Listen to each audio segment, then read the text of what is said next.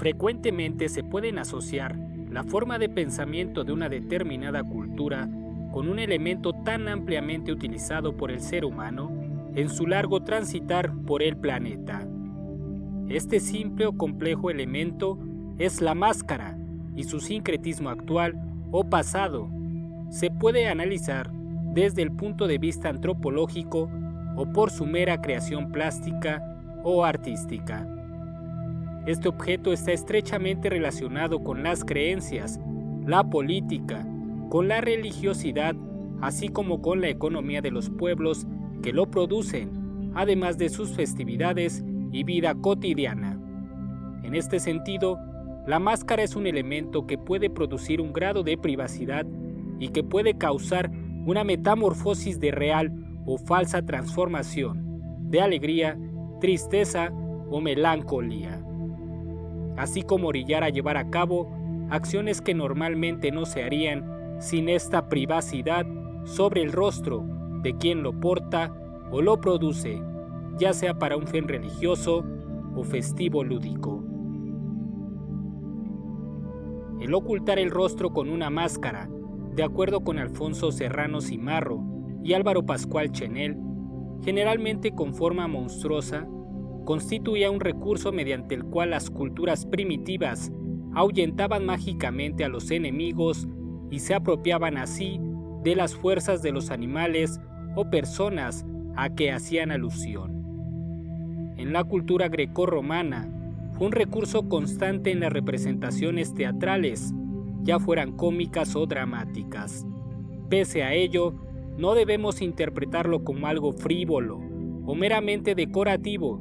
sino que con ella se pretendió capturar realidades y sensibilidades metafísicas. El uso actual de las máscaras, sobre todo en los carnavales, viene a simbolizar una pérdida de la propia identidad para pasar a convertirse, durante unos momentos, en otro ser o persona diferente, escapando así de la monotonía en un ambiente de fiesta y de alegría y participando también en la pervivencia de antiguos ritos de inversión de las relaciones sociales. De acuerdo a Serrano y Pascual, en Oriente, por ejemplo, se emplearon frecuentemente con fines funerarios, pretendiendo mantener el rostro del difunto tras la muerte, para que en la reencarnación siguiese ese modelo. Así desde el Paleolítico, gran parte del arte a nivel mundial fue hecho con un énfasis en la función comunal, más que en la función estética, pero a partir del siglo XIX, tal manera de concebir el arte cambia, de modo que en la actualidad,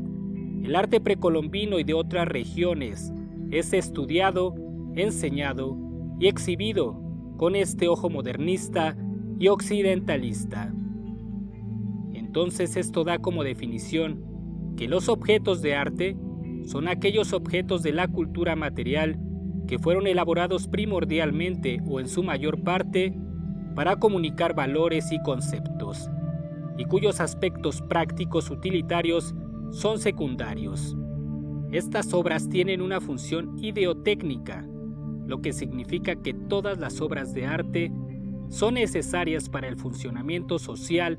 e ideológico de las sociedades. Aquí se podría reforzar la idea del valor mercantil y de la finura o valor comercial del objeto al mencionar lo que dice Esther Pastori: expresar el valor financiero y el estatus social de su propietario, reflejar el conocimiento intelectual y el gusto individual de su propietario. El propósito del estudio del arte de una época pasada no es solo por la belleza estética, también es necesario mostrar una división entre el utilitarismo propio del objeto y lo que intenta comunicar, ya sea en el sentido ritual, espiritual o artístico. Esto debe contribuir a la recuperación de los aspectos no materiales de la cultura antigua en estudio, tanto en el sentido religioso, histórico y simbólico, como sus principios de organización inconsciente. Muchas veces en contextos arqueológicos, es evidente que los objetos, llámese utilitarios, rituales o decorativos, fueron hechos para cumplir una función específica, la mayoría de las veces de tipo simbólico, más que función práctica.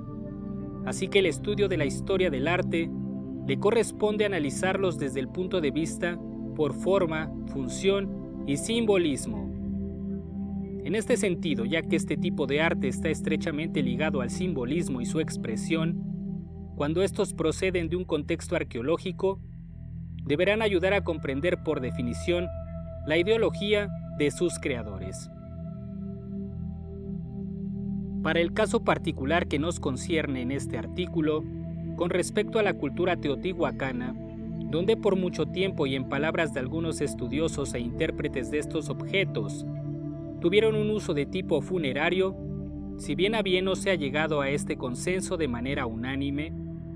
es la teoría antropológica y cultural más aceptada, ya que la mayoría de estos objetos han sido excavados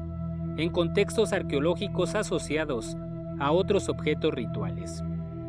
Además, por la forma y tamaño, en su mayoría cóncava y con orificios a la altura de las sienes o en las orejeras que traspasan la de un extremo a otro el material de las que están hechas, ya sea piedra o barro, incluso concha marina, aunque se sabe que también se fabricaban de material perecedero como madera y paja o barro sin cocer. Por otro lado, el tamaño nos refiere que son perfectas para ser portadas o colocadas sobre el rostro humano, aunque una de las razones por las que no ha sido aceptada del todo la teoría de su uso como máscara es por el peso de la piedra y la finura de este material, ya que muchas de ellas no podrían ser portadas, pero justo de ahí viene la teoría de uso mortuorio, para ser colocada sobre un cuerpo inanimado y dependiendo del nivel social del portador, era el valor económico y de complejidad de elaboración de esta. Así, un dignatario del más alto nivel jerárquico podría obtener una máscara de piedra más costosa y de mucho más valor que alguien de rango intermedio o simplemente alguien del común del pueblo, que solamente tendría acceso a una de material mucho más deleznable como la madera o la paja o simplemente alguna fibra de papel de fácil manufactura, pero a la vez se desintegraría fácilmente y no perduraría como las más y mejor elaboradas. La llamada máscara mortuoria teotihuacana tuvo su máxima proliferación según Jorge Angulo durante la fase Tlalmimilolpa tardío, del año 350 al 450 después de Cristo, aproximadamente. Se ha mencionado que las máscaras de barro con notables rasgos físicos que definen el estereotipo de belleza ideal fue imitado después en las máscaras de piedra de material pétreo, de basalto y de roca metamórfica. La propuesta dada por Jorge Angulo es que si eran lo suficientemente pesadas para portarlas sobre el rostro, es más factible que se colocaran sobre un bulto o fardo funerario, el cual después sería incinerado, como se representa en el mural de la agricultura, hallado por Leopoldo Batres a principios del siglo pasado, al sur de la Plaza de la Luna, donde aparece un bulto funerario incendiándose pintado sobre un fresco, el cual fue reutilizado o vuelto a pintar sobre el original. Por otro lado, Carlos Munera, junto con Eugenia Lara, hallan en la década de los 80s, en el interior de la plaza norte de la Ciudadela, una figura en bulto fabricada en barro cocido que probablemente llevaría colocada una máscara sujetada con un mecatl o lazo. Por su parte, Rubén Cabrera refiere que los entierros en fosas también se relacionan con bultos mortuorios, es decir, cadáveres preparados como fardos funerarios, envueltos con mantas y colocados en fosas reducidas para mantenerlos en determinada posición.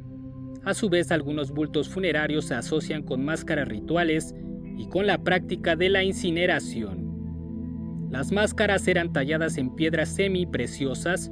con perforaciones cerca de los bordes para ser colocadas sobre el rostro de los cadáveres de personajes distinguidos, los que al morir eran preparados como bultos mortuorios. Un factor relevante de la no aceptación como objeto de uso funerario sería porque al no encontrarse asociados estos objetos al cuerpo humano, directamente o in situ, es decir, anatómicamente a la altura del rostro de los individuos, hace dudar que realmente se hayan usado con estos fines. No obstante, en la temporada de campo 92-94, en el sitio conocido como La Ventilla, en la parte nuclear de la ciudad de Teotihuacán, se encontró este importante factor que faltaba como prueba, aunque un solo hecho no significa que en todos los casos deberá ser una constante. Este hallazgo fue realizado por Sergio Gómez. De igual modo, Annick Daniels reporta la localización de 9 de estos objetos in situ,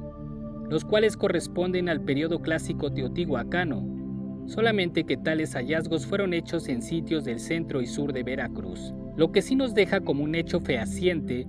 es que tales máscaras como objetos fueron elaborados en materiales de cierta escasez en la región, indicándonos que no eran de uso común, y para ser portado por cualquier persona, únicamente algún personaje con el suficiente poder adquisitivo podría mandar a elaborar uno de estos objetos. Otro factor muy determinante para el estudio y la determinación real de su uso es la escasez de ellas, ya que no exceden medio centenar de objetos en su totalidad, y de ellos una gran cantidad son simplemente fragmentos dispersos. Otras tantas piezas se encuentran en museos del extranjero, las cuales fueron extraídas de manera ilegal y al momento perdieron su contexto real para ser comercializadas como un objeto suntuoso más en manos de colecciones privadas,